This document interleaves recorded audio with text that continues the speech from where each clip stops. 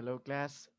Good evening once again and naglagot ko kay ganina na ako nag-video, nahuman na siya ang video diriyan. Actually, ganina na ako nag-start og screen share from the scratch until bago lang yun then nahuman na ako ang explanation man karon pa day ko mag-record kay wa nag-record ganina. So muna siya ang overall. So unsa itong buhatan is let's go back to the basic and control Z ko dito sa tanan siguro. Delete as feel ako delete na ako tanan. Uh, yep, delete, delete. Wait, pass. Okay, so good evening once again, and I'm here to present to you another form or another method in tree diagramming na mag-start ta sa top until makakreate tag different tree diagram na paubos. Like before, I put the sentence sa ubos, di ba? And we started with arrow up, arrow north, arrow towards up tanan. So unsay na to ibuhaton karon is another example na pwede na to magamit kana siya. So uh, this is our sentence. The very arrogant John aggressively kicked the beggar. First and foremost, just like what I said last time, put an end on your mind. What should we do first? Let's identify the subject and the verb in our sentence. So, the very arrogant John aggressively kicked the beggar at the sidewalk. So, asa mag-start atong verb sa kicked or sa aggressively. So, mag-end atong subject will be here. Oops, mali na siya. Um, Subject is just here, and our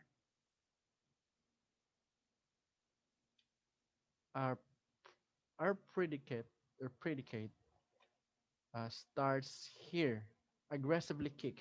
Nga naman kay usually mo ana tag ang predicate na to kay ano kanang dito siya auxiliary verb or an action verb pero natay adverb diri na gina-modify niya or gina-intensify niya ang ato ang verb. So basically apil gyapon na nato siya.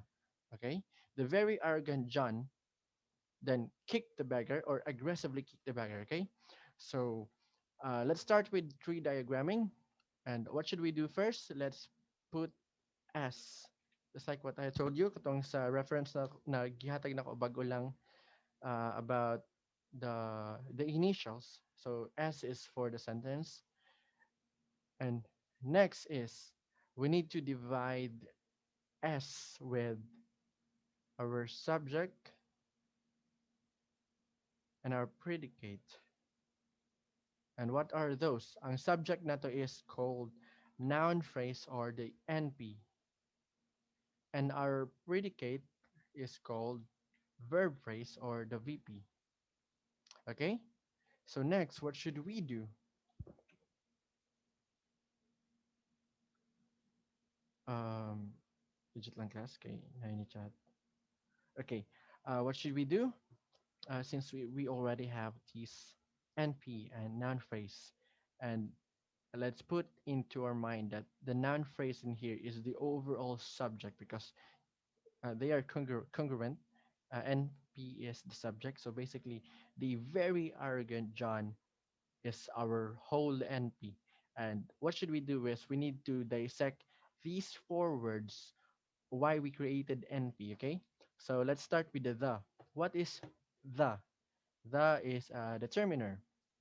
So kabalo na mo na. So itong buhaton is arrow in here and let's put unsa tong determiner na to? It's a det. Det. Det determiner that. Then put arrow below straight sa hell, char lang. Straight sa ano sa bottom. Then put the sentence, I mean the word the.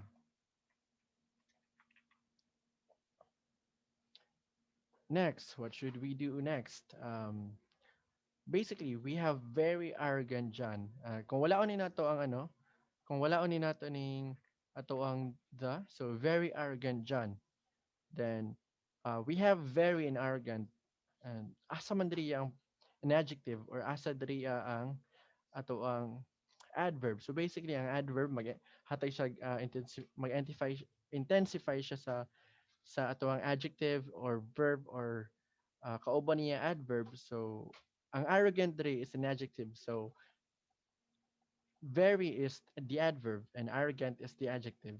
But asa man diri a class ang dapat nato i-consider as ano as the overall action.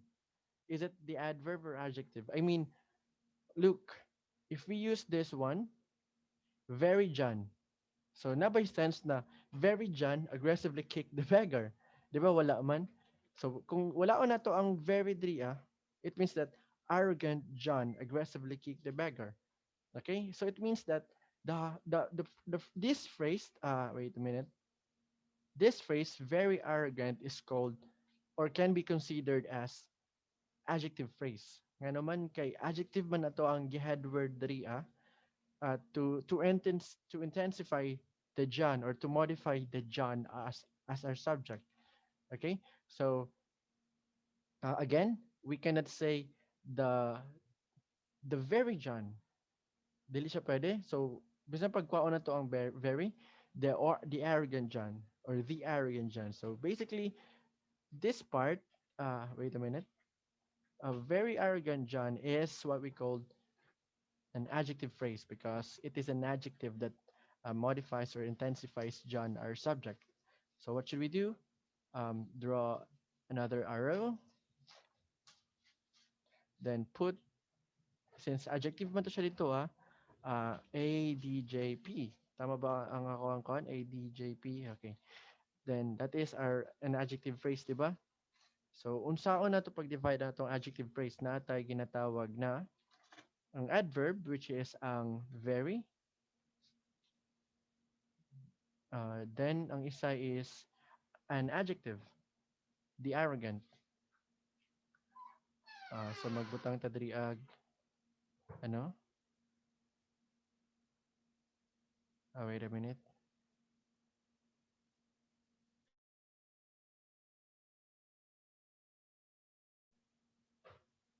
So asa na to? So atong butang diri is ano? Um, adverb, so dagko siya, adv. Then ang isa is adjective, adj. Then arrow sa bus. Then put those words. Uh, wait a minute. This is very, and then arrogant, arrogant. Okay, and next is we have John and Abilin. So John is a noun phrase. I mean noun, noun. So diretso na siya sa ubos. He will be the noun, the only noun. John. Oops, mali. John.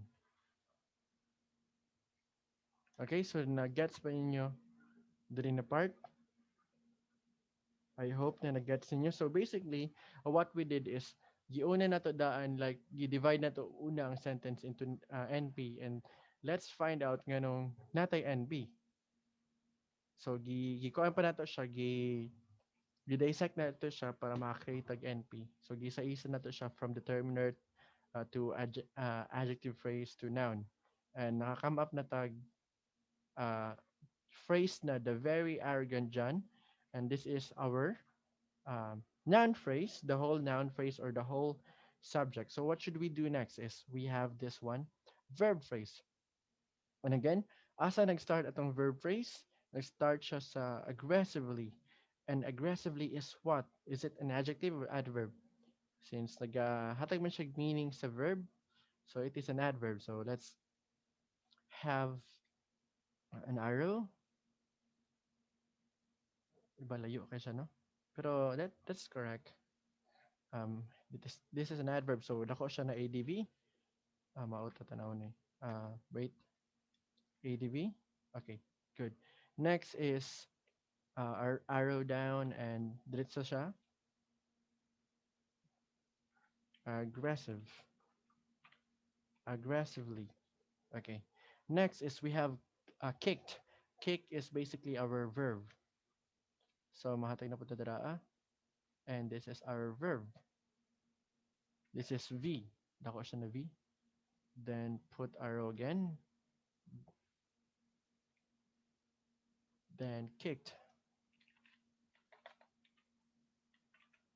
Hmm. Okay, that's good. Next is we still have the beggar at the sidewalk. So basically, we have the beggar.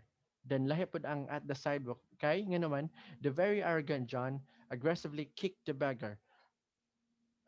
Kung atong sumahon, kung i-dissect na to ang subject, verb, object, John kicked the beggar lang na siya. Meaning, ang the beggar dira is ang ato ang direct object. So, unsa na to pag-identify nga ng direct object siya, siya ang nag-receive sa action sa doer. So, since siya ang direct object, it means na isa pod siya ka phrase. Or maybe sometimes dili pod siya isa ka phrase kung wala siya determiner. Pero right now, since not a determiner, we can have this one as, wait a minute, arrow.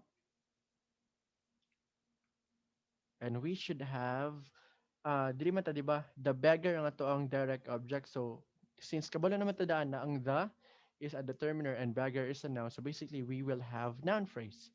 So let's put NP, NP, and that's the NP. Then, let's divide NP into two. The determiner, the det determiner. So, align ka po na dala class ha. Align lagi po na siya. Maningkamot mag-align. The determiner and the beggar as a noun. So, that, wait a minute. That and noun. That is our noun phrase or the NP.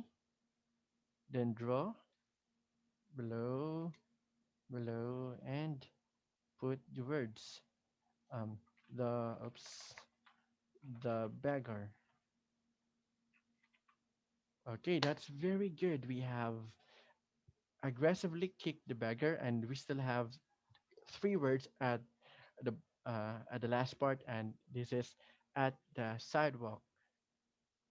Since kabalo na ta what is at, and this is a preposition, we can directly conclude that this is a prepositional phrase or the PP, di ba? So we should have PP in here. Next is uh, divide into three. Mm-hmm. This is at is a prep. Prep is a P. Di ba? Dako lang na P ang prep. Next is the is a det. So dako po ng det. Then sidewalk is a noun. So this is single big N.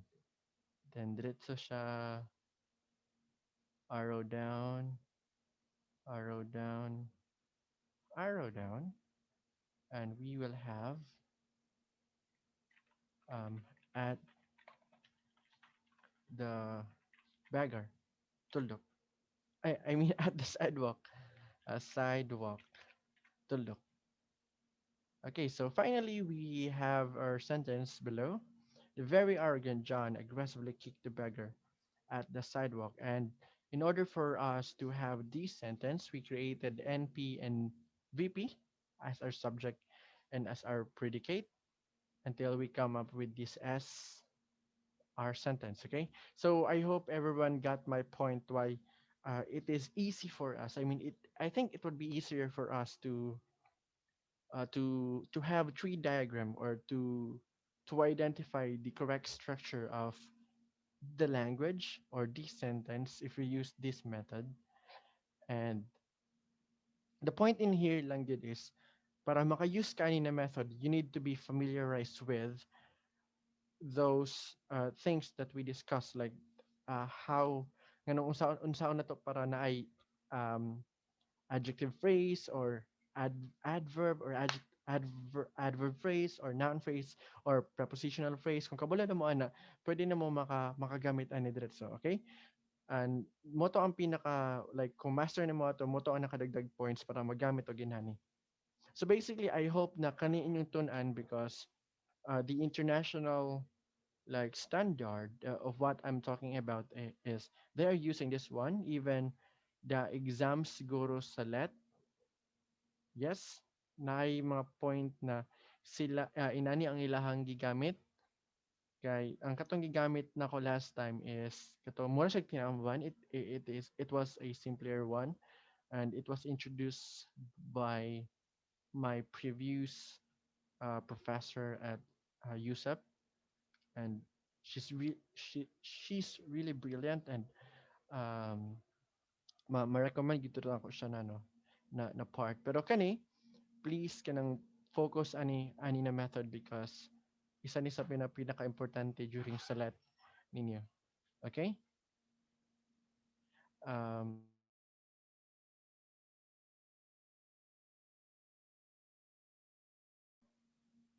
And next is okay, the question is sir nganong ang adverb diri ang adverb diri o ang verb diri wala man nimo siya gikuan gi-add to form adverb phrase.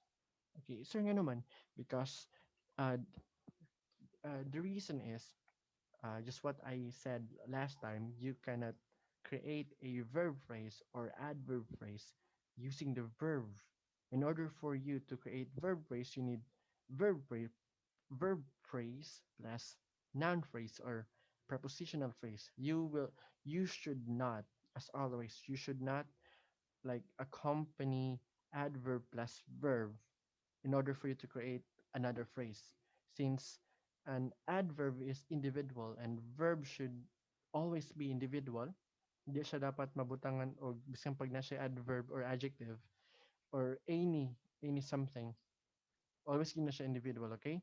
So that's the reason nga ng individual na ako siya pagbutang. Ang adverb is lahi, ang verb is lahi, and diri na part is nag-isa na siya tungod kay pwede man nato siya iisa diri tungod kay na siya mga phrases like prepositional phrase or noun phrase, okay? So I hope everyone got it and just ping me in our GC or in this Google Classroom or in our chat personally or sa group if you have questions about this one, okay? Thank you so much, everyone, and have a great night. Uh, ciao.